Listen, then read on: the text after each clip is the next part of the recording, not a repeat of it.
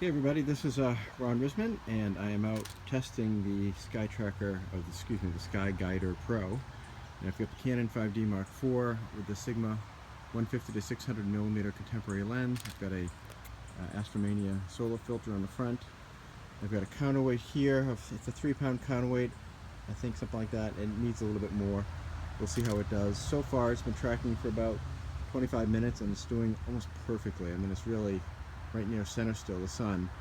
I think one of the keys to this kit is for this mount up here where it's a 1/4-20 right over here, and your ball head is typically a 3/8 inch. You really don't want to just use one of those cheap screw-on 1/4 to 3/8 adapters, because they'll snap. I had one snap on me last week.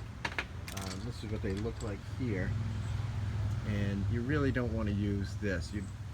I found on Amazon, and if you send me an email, I can send you a link to it. It's this disc. It's a big solid piece of steel or metal with a 3/8 inch hole in it. So you screw that onto the 3/8 inch, or excuse me, a 1/4 inch hole in it. And on the top end, going into the ball head, is a 3/8 inch, and it's solid. It's all one piece, so it shouldn't break off. It seems to be pretty sturdy here. I would say the only thing I don't like about that particular one is the thread is pretty short, though you can probably take off this rubber tip to it. It's like a layer to it.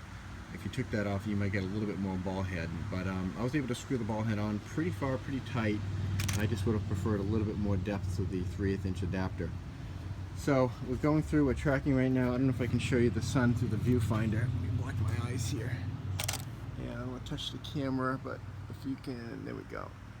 You get the sun right there through the viewfinder of the camera, and again, it's been tracking for quite a while. I've got the SkyGuider right now in solar tracking mode, which is the lit up button over, here's my finger, right over on the far left for the sun. And if I did need to catch up a little bit to the sun, I could use the slew commands forward and back.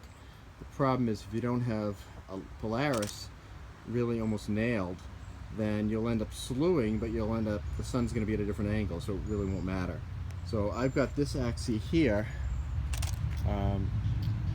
aimed toward Polaris. Now, if we were to set up in the wee hours of the morning where the stars are still out, we could look through the other end of this scope, right underneath this cable here. We could look under that and then align Polaris with the grid that's inside.